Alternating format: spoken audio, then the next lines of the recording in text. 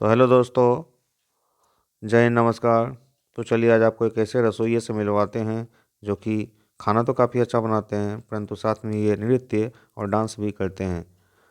तो आइए देखते हैं इनका नृत्य और खाना बनाने का अंदाज। परंतु इससे पहले आप मेरे चैनल को सब्सक्राइब, लाइक और शेयर ज़रूर कर लें।